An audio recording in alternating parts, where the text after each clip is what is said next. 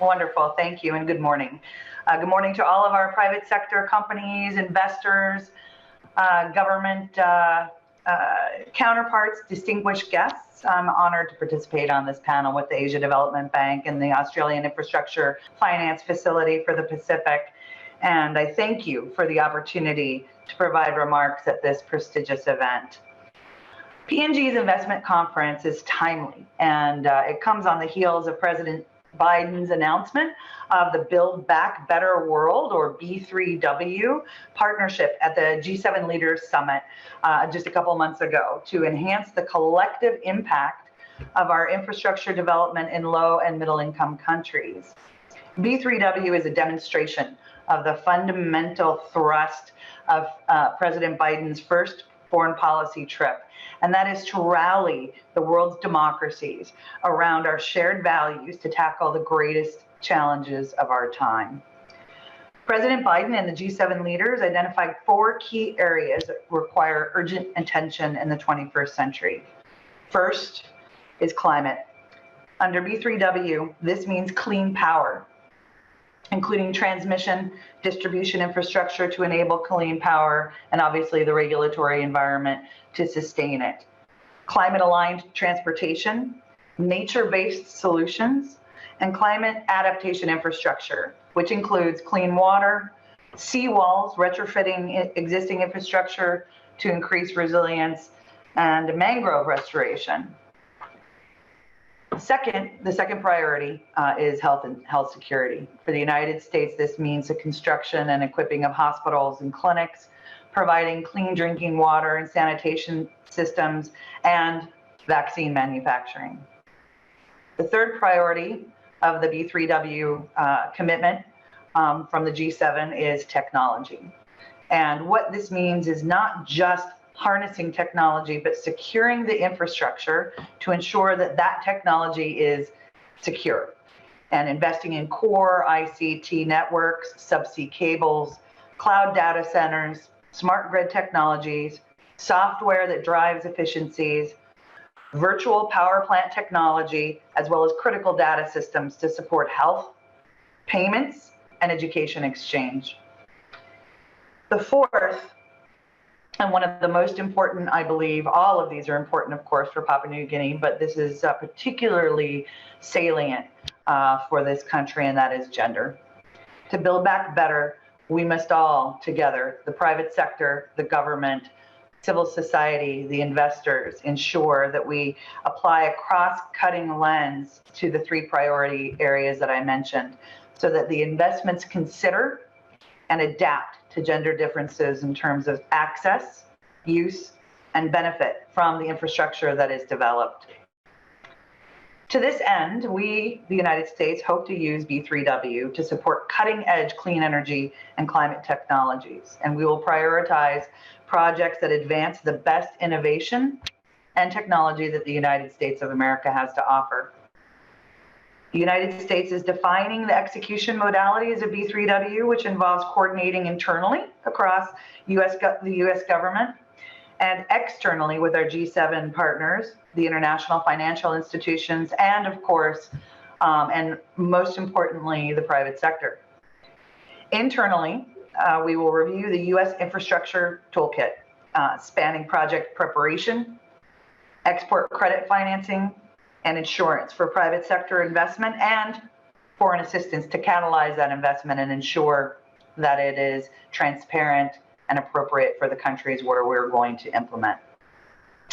This includes, and these tools in our toolkit include the U.S. International Development Finance Corporation, sort of the counterpart to the Australian, to my partner here on the panel, the Australian Infrastructure Finance Facility for the Pacific.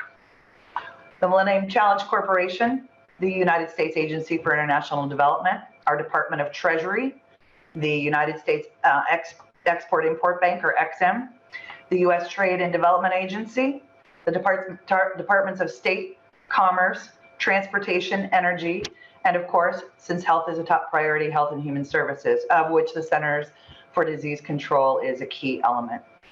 To harness these resources, the United States will conduct an independent assessment of the infrastructure needs in recipient countries.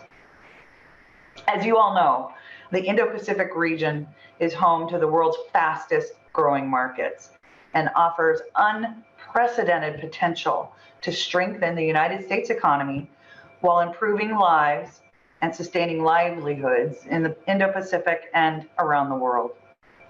The United States recognizes that private investment is a vital component of sustainable solutions to the Indo-Pacific's economic and infrastructure needs.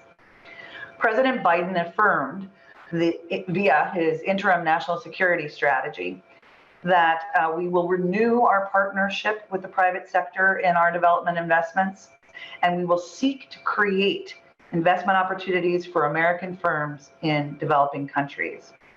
So the various stakeholders of the global economy, including the G20, G7, international financial institutions, the World Economic Forum, and think tanks specializing in infrastructure development, have long advocated that infrastructure development be carried out with strong commitment to longevity, sustainability, transparency, and fiscal accountability. However, low and middle income countries have increasingly turned to infrastructure financing options that are supposedly quick, sizable, and consist of pre-packaged consortia with contractors, subcontractors, and laborers ready to go, often bypassing using local labor and resources and subcontractors in the process. The data and experience we have demonstrates that these options come with opaque terms, that they often foster corruption, lack sufficient environmental, social, and governance standards, aggravate sovereign indebtedness, and can be counterproductive to the long-term interests of the citizens in host countries. The United States, to counter this, will enhance our development toolkit through multiple lines of effort. And this includes elevating a framework for high standards, enhancing internal coordination on global infrastructure financing, and catalyzing private capital to invest in infrastructure projects. Additionally, the United States aims to develop a stronger pool of competitive American infrastructure equipment and service providers, and will push a targeted agenda through the international financial institutions around private capital mobilization, project pipelines, and debt sustainability.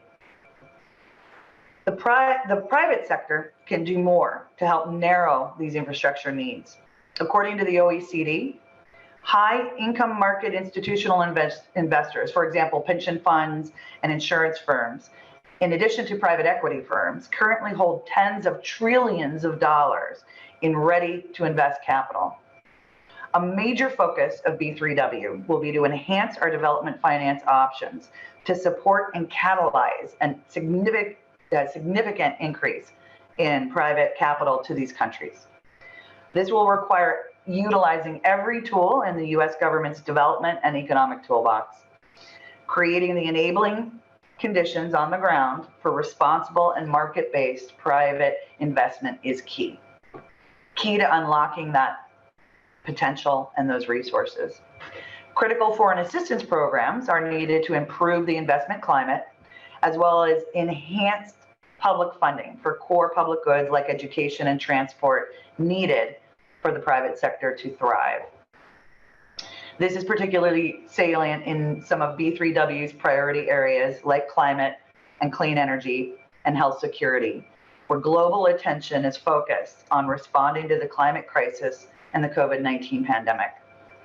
In addition, recognizing the disproportionate impact of the COVID-19 pandemic on women in the workforce and focusing on gender equity and equality and the care economy as part of the recovery and the global recovery will be essential for us to actually succeed and have a successful Build Back Better World agenda. There are tremendous infrastructure needs, which have been exacerbated by the COVID-19 pandemic. Relatively low vaccination rates compared to the United States and other developed economies have limited reopening efforts and undermined the pace of economic recovery around the world. Furthermore, the limited ability to provide sufficient fiscal and monetary policy support to stem the negative economic impacts of the pandemic has further constrained the economic rebound.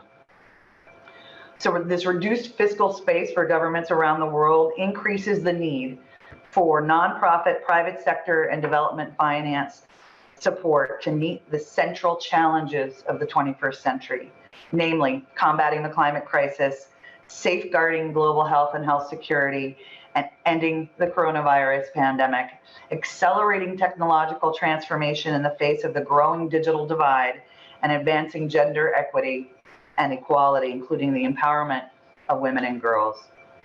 So through B3W, the United States and its G7 partners will be intensifying our efforts to mobilize private capital into infrastructure in low and middle income countries. That's our commitment and our top priority. By standing by quality infrastructure that lasts, we want to attract private investment to support projects that demonstrate the collective power behind the private sector to promote sustainable, inclusive infrastructure development. Tomorrow, on September 9th, you will hear from our USAID, United States Agency for International Development, Papua New Guinea Electrification Partnership Activity, or PEP.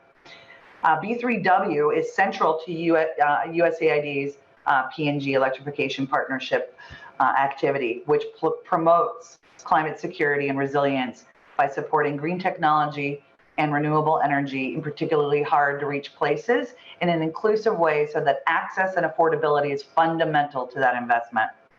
Working with key government agencies and private sector organizations and communities throughout Papua New Guinea, the activity, the Papua New Guinea Electrification Partnership, contributes to the country's goal of connecting 70% of the population to electricity by 2030. This initiative is also closely coordinated, obviously, with like-minded partners. We heard it touched upon in the previous panel, through the multi-agency missions with our partners, Australia, New Zealand, Japan, and the United States, and of course, Papua New Guinea, to ensure that our interventions are aligned with overall electrification goals, and of course, absolutely include and demonstrate B3W in action. This is just one example of the intent behind and the principles of B3W and of this partnership being put into practice. My team and I look forward to working with all of you to harness the power of the private sector, catalyze investment opportunities, and together beat the pandemic and build back a better world. Thank you for your time. Ambassador, thank you very much for your presentation. Are you comfortable if I give you a couple of questions? Excellent. Absolutely. I guess my first question is just one of practicalities. Given the announcement was recent, when would you expect activity to start to flow through from this announcement? From the B3W? Yes. Specifically, or? Yes. So we're coming to the end of our fiscal year, September 30th. There are already resources in the pipeline to be able to start catalyzing this investment that we hope to see.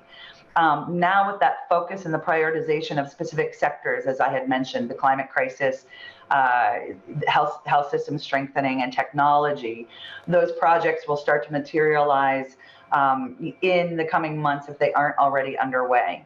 We're in a fortuitous position here in Papua New Guinea, that particularly in the energy space, we've laid the groundwork since the APEC commitment was made to start really executing and implementing. Which countries we will focus on and prioritize are going to be a result of the assessment that I had mentioned that needs to be undertaken to really identify where the value proposition and the host country needs are, and where we can help, as I said, catalyze that investment and deliver on the proof of concept going forward. So in the coming months, you'll see growing activity, but as I said, there are already some demonstrable progress or activities underway here in PNG and elsewhere in the Pacific. Yeah. And as far as private sector engagement, how is that best affected? Do you want to do that through the embassy in Port Moresby or through existing agencies on the ground in PNG? How do you think it will work? All of the above. And I'm sure that my colleagues that are on the panel will speak to platforms for engagement and attraction that they have as well. But core to every investment that we make is the inclusion of private sector opportunities. governments, the United States government, the Papua New Guinean government, won't be able to tackle the infrastructure gaps and the development challenges that we see alone. And in harnessing the power of the private sector to be part of that solution for the future is what we like to call a triple bottom line success for the private sector as well as the host nations. And so we include them through competitive procurement processes as well as various other fora as we mobilize investment and look at creating that enabling environment that I had mentioned so that we can attract even more and provide those options and opportunities. But yes, my U.S. Embassy team is the tip of the spear.